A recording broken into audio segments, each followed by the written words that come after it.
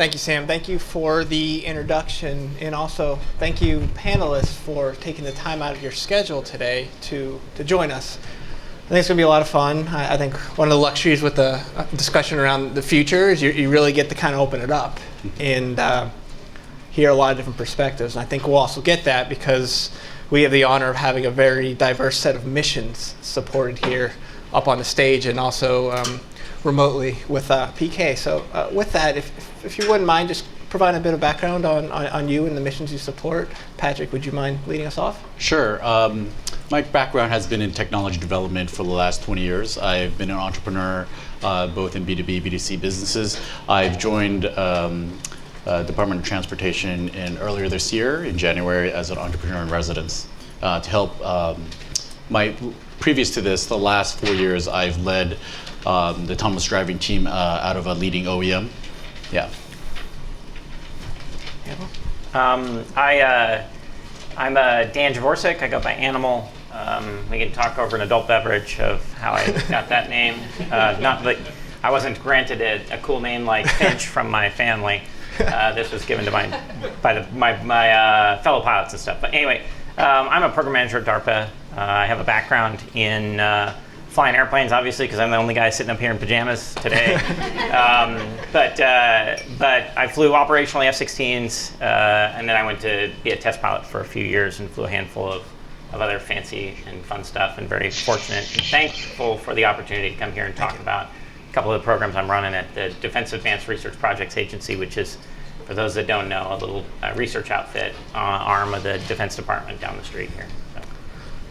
And PK, would you mind introducing yourself? Sure. My real name is Parimal Kopardeker, so I don't really have any good story like Animal. Why they call me PK? You can imagine why they call me PK. And another thing I noticed is I'm seriously underdressed for the panel, looking at everybody else. But this is the Silicon Valley culture, so I'm sorry I wasn't able to come there in person, but I'm looking forward to being part of this panel. My background is doing research and development for the last 25 years related to air traffic management, increasing capacity, reducing delays, increasing efficiency of everything that goes in the air. Last 5 years I worked on unmanned aircraft system traffic management, or UTM, which has been adopted globally now. And now we are expanding the focus of automated systems to support aerospace operations, to include commercial space launches, high altitude balloons, as well as unmanned aircraft systems, and slowly urban air mobility. So the goal is to scale these operations and maintain the efficiency and safety overall. Thank you. Back to you. All right, thanks. The best place to start this conversation is, what is the future of autonomy? So if all of you wouldn't mind just giving us your thoughts from your specific organization perspective and the missions you support, where do you see autonomy going in the future? Animal, would you mind leading us off? Oh, okay.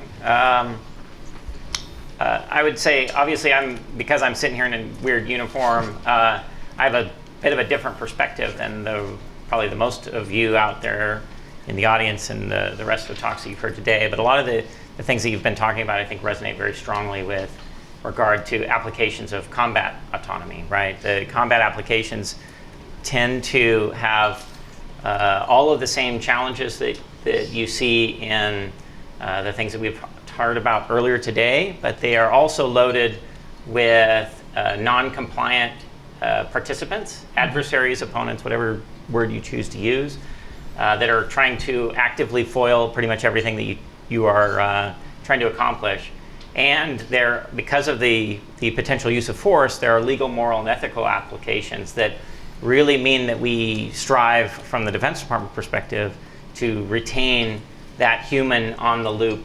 And so the future of autonomy really kind of tries to get at where is the right place to put that human, where we are able to utilize the technologies that are coming out of the research and industry and capitalize on the strengths of both, right? The strengths of the human beings at having an imagination and being able to be creative for environments that do not follow the prescribed rules that oftentimes are the benchmark of earlier applications of computer science in these sorts of things. And that's where it gets kind of fuzzy in the future. When we start looking at these non-rules-based ontological approaches of autonomous systems, how do we verify and where do we put the human to retain that those legal, moral, and ethical applications is extremely critical in our future application of combat autonomy. I will say, though, that when it comes to the future, we see the strong potential of these sorts of systems to augment the human, and if they're done properly, they can increase our safety, reduce collateral damage, all those sorts of things that are what we're trying to strive for in the Department of Defense. Great. Patrick?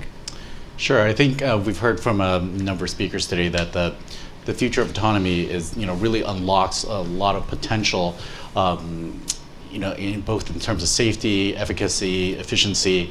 There's a lot to be gained.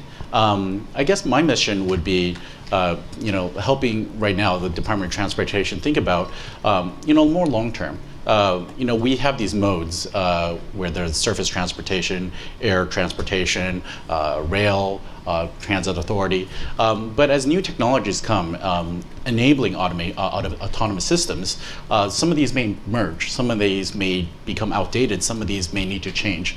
And it's important to think in terms of long term, be open-minded to some of these changes and how maybe certain outdated modes, they need to change as well. Yeah. Great. And PK, what is your perspective on the future of autonomy? Yeah, that's a great question. In the aviation spectrum, we see 5 different markets emerging in the area of autonomy. First is the small unmanned aircraft systems, which are 55 pound and below, where there is no possibility of pilot on board at all. Second is urban air mobility, sort of flying taxis, where to scale these operations and to be affordable, they will require increased level of autonomy in the cockpit. Third is reduced crew operations on the long haul flights, such as FedEx, UPS, DoD missions that are 30, 40 hours and long, or even take just Boeing stage length of a very ultra efficient aircraft, 16, 17 hours. We want to be able to take advantage of those high stage lengths without having lots of crews on board because of the fatigue requirement. So we want to be able to reduce the number of crews that can actually enable these long haul missions. So that's third. Fourth one is high altitude, long endurance, unmanned aircraft systems in high altitude, 60,000 feet and up. Also balloons that operate in that airspace where there's no possibility of pilot on board. So it's got to be either remotely operated or fully autonomous. So those are the missions. Those are the 5 missions that we look at. Now, once we start to populate these missions, the diversity and density of operations increase significantly in the airspace. So one of the challenges of current airspace operations, if you look at why we have delays, 60% of the delays occur due to weather, and 30% of the delays occur due to volume. So autonomous systems to support the entire airspace operations gamut will be needed on top of individual missions. So we have pilot shortages that's happening. That's why we are focusing on cargo type operations, long haul operations. We are focusing on fully automated systems so that we are staying competitive with the cost advantage. So if you look at the cost structures across the airlines, there's usually 25% cost on the crew, and all crew, that includes flight attendants and pilots and all that, and then there is 25% cost on the fuel, roughly. And if you compare that with some other countries, that's significantly lower. If you want to be competitive across the world, we need to have higher levels of automation that can actually augment these tasks. So there are a number of pressures coming in that require autonomous operations to be enabled in the national airspace systems. Once we have these autonomous operations, the scale could increase significantly in the airspace. And in order to accommodate that scale and the density and the diversity, we need automated and autonomous systems to manage that airspace operation. So we see that in the 2 fronts. One is the missions that will be autonomous, or 5 missions that I mentioned, and the system, transportation system at large, air transportation system, that will enable everybody. And mixed equipage is a big problem.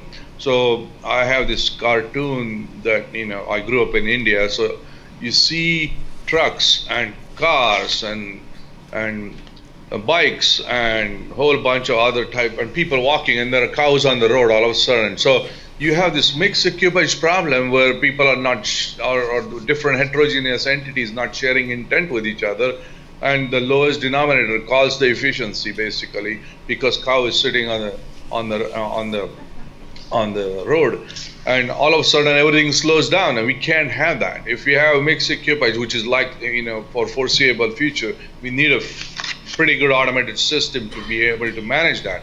So that's where we are going. Great, thank you. So we can't talk about the future without talking about technology. But I don't want to limit the discussion to the future of technology, but also what are some of the other issues that are going to drive autonomy in the future? And PK, if you wouldn't mind starting back with you, could you discuss where you see technology going in the future, but also what are some of the non-technical challenges that need to be addressed to achieve the type of autonomy you just described?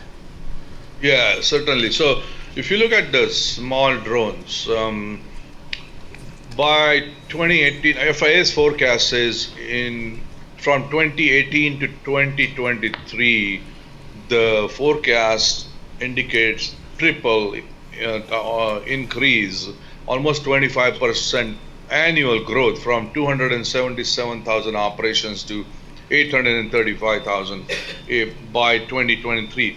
That requires a significantly different mindset to operate that. As I mentioned, 30% of the delays occur due to the volume, which is then directly related to the workload of people who are supporting the air transportation system. That needs to be changed. If you want to scale these operations, we need to have automated systems. So that's one.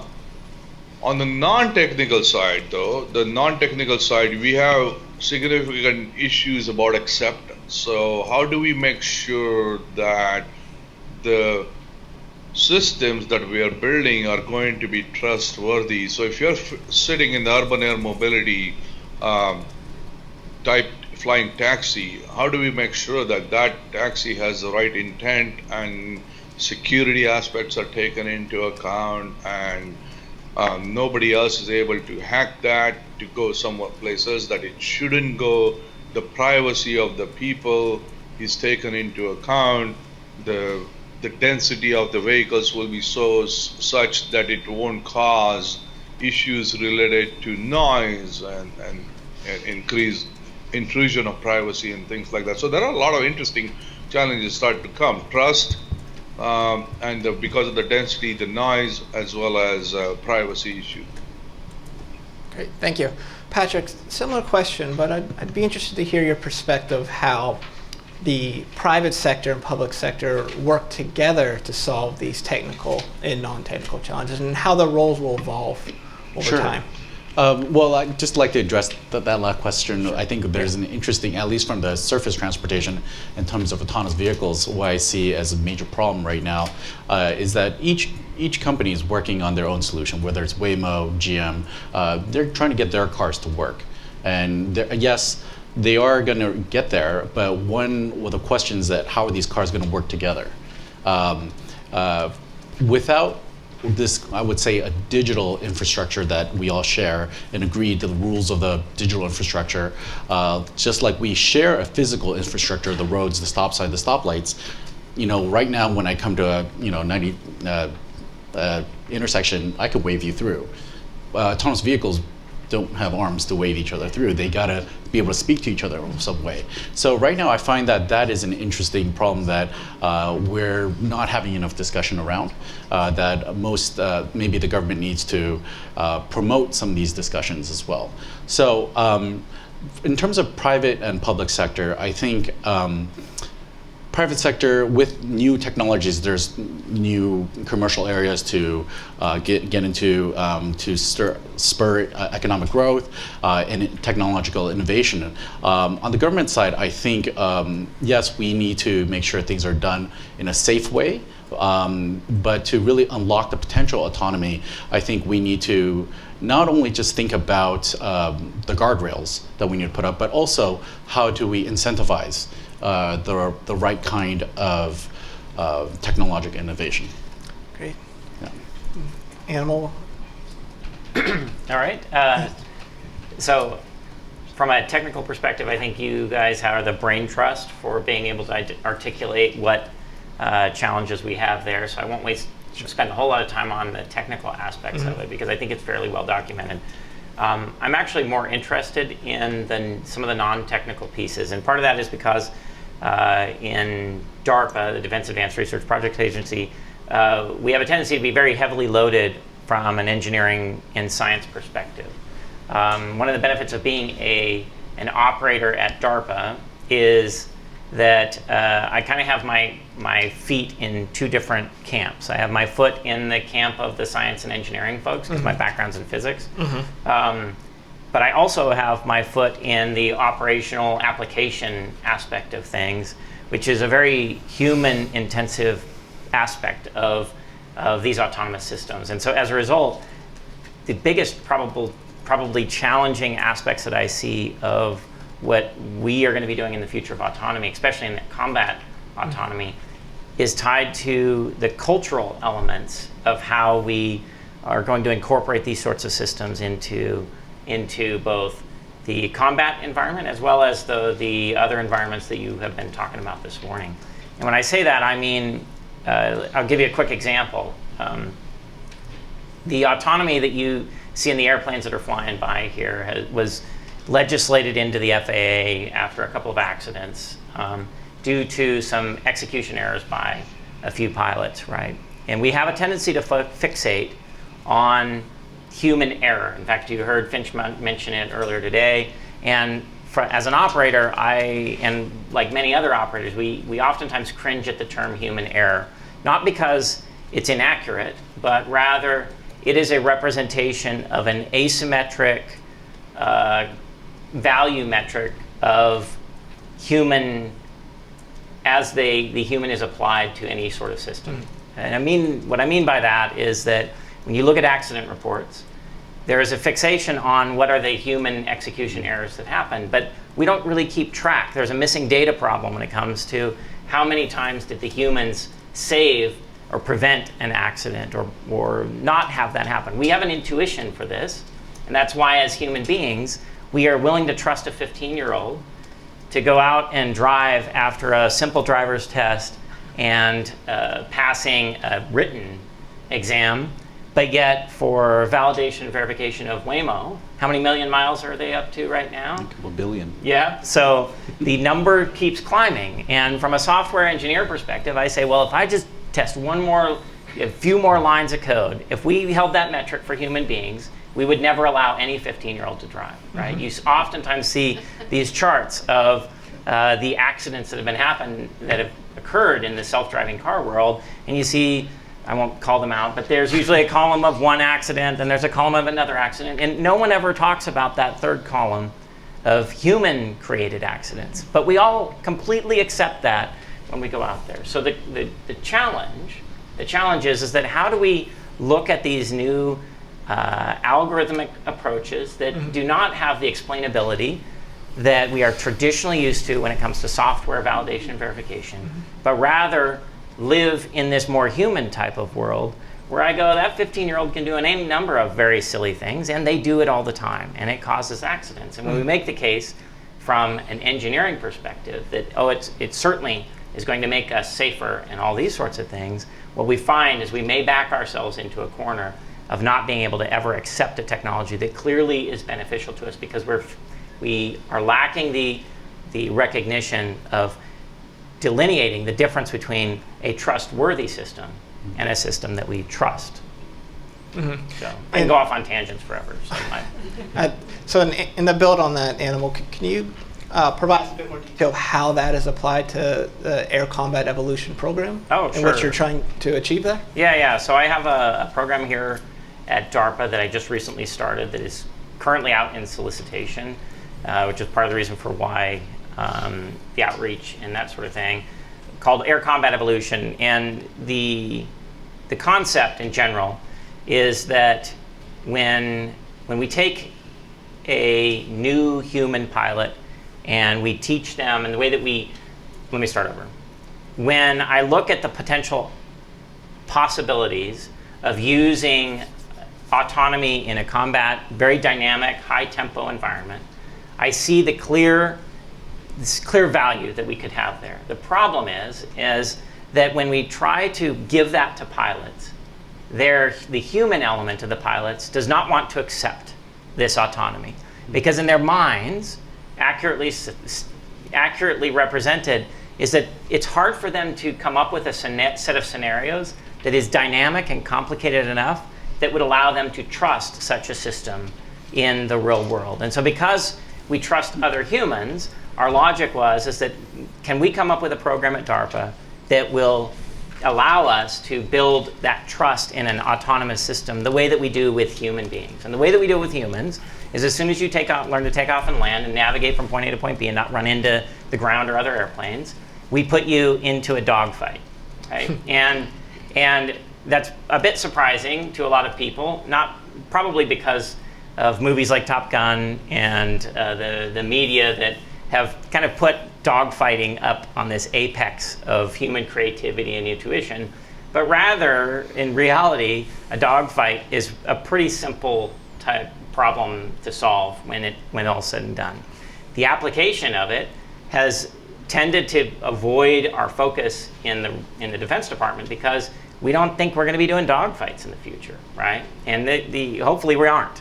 But what that dogfight really serves is it serves as a nice entry point, a nice challenge problem that I can do with a limited amount of resources, a couple of airplanes, and is exactly the way that we do it with a human. And so when we take a human being and we try to put them in a complex combat environment, we start, after they learn to take off and land, we put them in a dogfight, and we do that not because we want them to be good at dogfighting. We really do that because we want to see if they are trustworthy enough and can they make decisions, the right decisions, at the tempo that we need them to do in a dynamic and high emotional environment, high tempo environment, to be able to have potential to be able to be put into a later combat environment that's far more complicated. Mm-hmm. And so that's really the whole ACE program, Air Combat Evolution program, is about building trust in these autonomous systems. And there's a whole element to it that is tied to, can we model and measure human trust in a system like this? And if we can get that, where we're not doing it just with surveys, but with a more interesting physiological aspects, then maybe we can find out whether our human pilots are actually trusting this automation in this type of an environment and has potential to be taken to much more complicated things in the future. Great, thank you. Shift gears a little bit, Patrick. So you got in this a little bit up front, but there seems to be a old guard of automobile manufacturers that are participating in automation, but now there's all these new entrants, as you listed. Can you talk a bit about is there any differentiation between them and how they address the problem? Are there things that more broadly that we should all be aware of when it comes to how we'll see automation through surface transportation applied to our lives? Sure. So I think in the media they've kind of pitted this, old guard versus new school kind of mentality, and it is two different cultures fundamentally.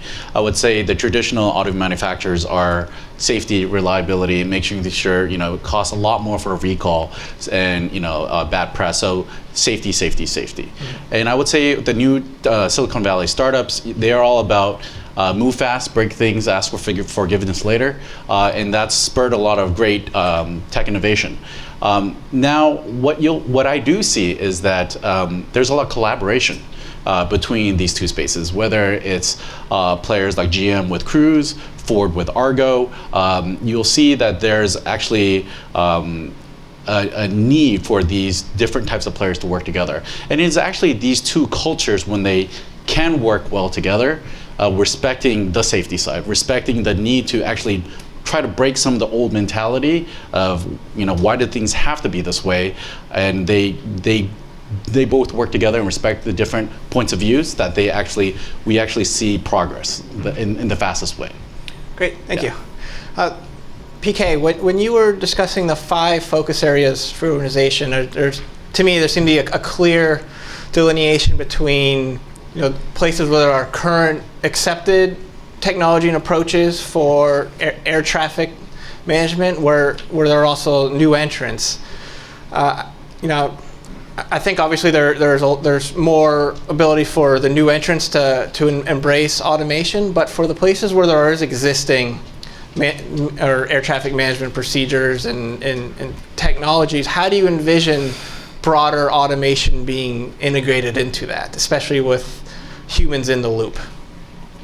Yeah, that's a great question. So clearly we can't change everything all at once in air transportation. So the way we think about that is segmented approach. And we started off with Class G airspace for the drones and unmanned aircraft system traffic management, or UTM, where there are no services provided currently.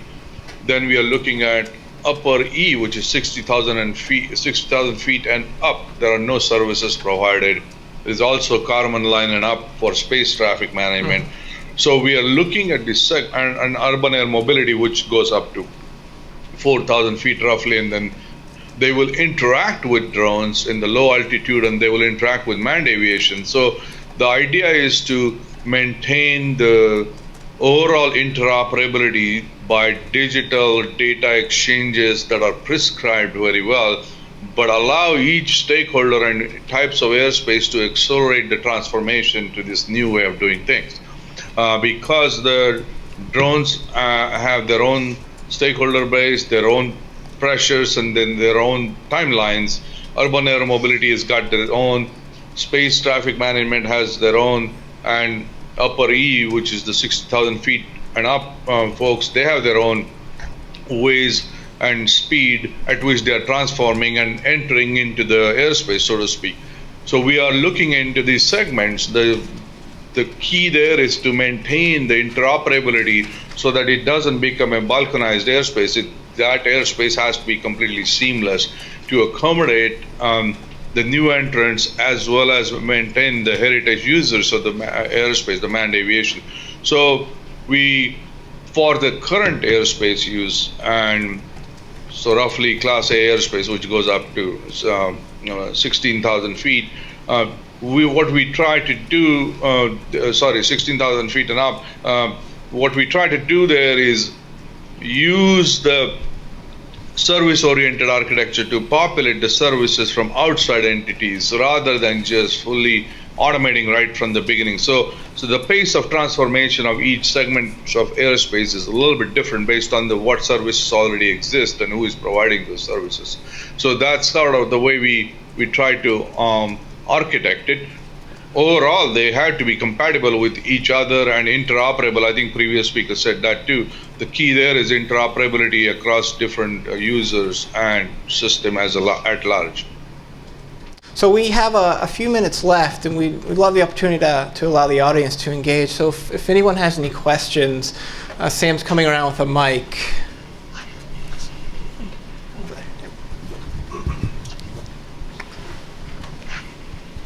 Thank you. Sarah Gambarini. I'm a research fellow at a Center for the Study of WMD at the National Defense University. So something that you mentioned that Silicon Valley does well is they fail fast, they fail often, and they innovate fast. Our adversaries are also doing that, namely China.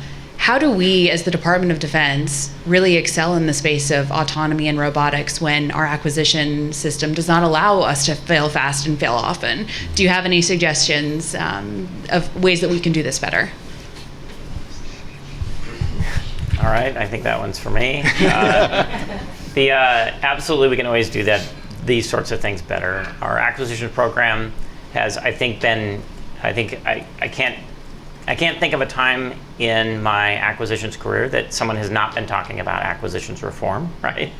So we clearly are aware that we have an acquisition system that has essentially come from the position of advantage that we've had ever since the USSR fell, right?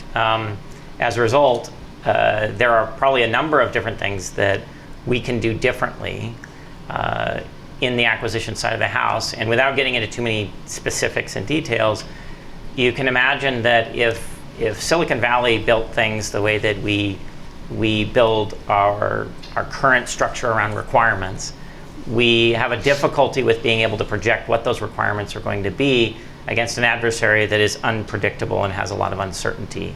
Especially when our systems now take 20, 25 years to make it to the field.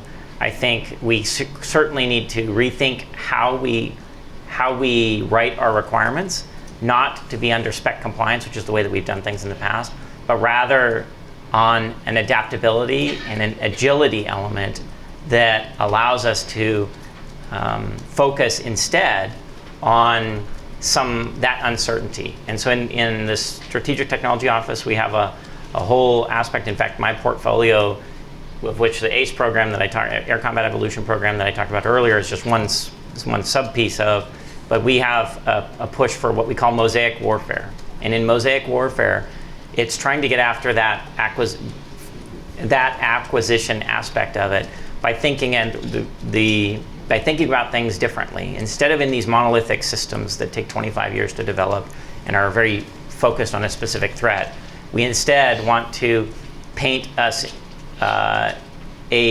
picture, or not paint, but create a picture out of mosaic tiles, where each of these tiles has maybe some attributes, the shape, the color, the size, and if we get a heterogeneous enough pool of tiles, we can build ourselves a mosaic picture that is very adaptable and can be very rapidly reconfigured to address a changing adversary. So I'll it's just not very specific. I'll add to that. I know there's a Defense Innovation Unit, DIU, that's focused on this, and it's led by another former presidential fellow that's leading the Michael Brown, I think. And they're doing things to look at how they can acquire new technologies differently and also test, fail fast. Yeah. You're probably, I don't know, are you familiar with? DIUX? Yeah, and a lot of the other contractual ways, what are called OTAs, or other transactional authorities, for getting things on contract more quickly, as well as giving us a little bit of flexibility to maybe drive ourselves away from the traditional method of requirements-based systems. So, Thank you. Hi, Animal. Thank you for your comments. And this is really related to this whole question of getting products out faster. So there's this notion of minimally viable products. And as you think about DARPA and the way that you're thinking through this mosaic idea, as the implication is that every single mosaic has to be fully functional, or are you also thinking about different levels of functionality for each component, which would allow you to build it faster, potentially fail after deployment? And in Silicon Valley, you talked a lot about customer discovery as a key component of putting out a product, evaluating it, letting it be tested in the market, and then adding to it over time. yeah, so I think the answer to that is all of the above, right? Certainly with the ecosystem that we have in the defense acquisitions structure, we can't completely throw away the processes that we already have, but building in multiple layers that allow us to have some of this flexibility. You've heard, if you pay attention to this stuff at all, there's several things that Dr. Roper has mentioned about Century Series fighters and those sorts of things, right? I don't want us to get too fixated on that, but rather focus on the generic feeling and trend within the Defense Department lately has been an appreciation for this problem, and to stop indefinitely admiring that problem, but take action to try and resolve it. And that is one of the elements. If you've ever heard the term DevOps, agile, basically borrowing from the software development that allows you to create a version, get it to that min viable, in our case safe min-safe product, right? And now release that out and allow the operator to co-evolve that technology with the tactics is a very important and valuable proposition that I think the department is working their way toward. Great. I think we have time for one more question from the audience.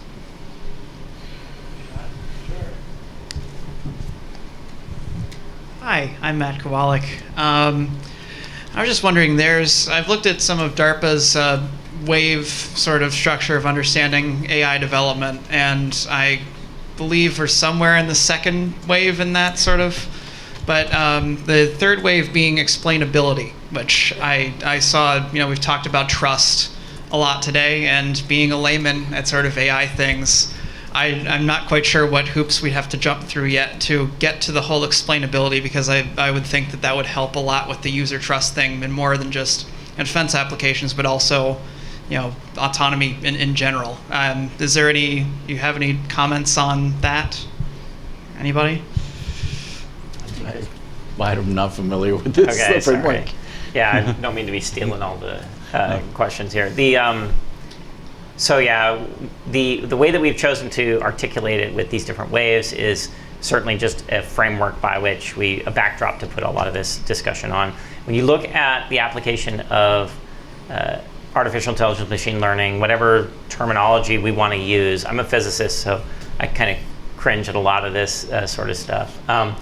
Not because I don't like the artificial intelligence world, but it was just it uses a very different language from what we do in the physics community. But I will say that when you look at any of these sorts of new systems, the true potential in them is in their novelty, right? The potential application is in that novelty, because that novelty is something that the enemy will struggle to disentangle. And really, when it comes down to fighting the next war, it's about trying to make decisions faster than your adversary. So can I incite a complicated enough problem on the adversary while retaining control of that complexity that I'm creating in the battle space for myself?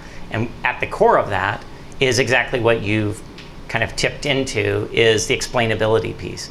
If I want to try to get a system that can be trustworthy, right, that I can trust, I need it to be predictable. I need it to be explainable, so that I can tell me so that I can evaluate whether it's making the right decisions. But it would be really nice to have a knob that once I've done that, I can ratchet up the novelty element of it and say, now I want you to go forth and achieve great success for me, right?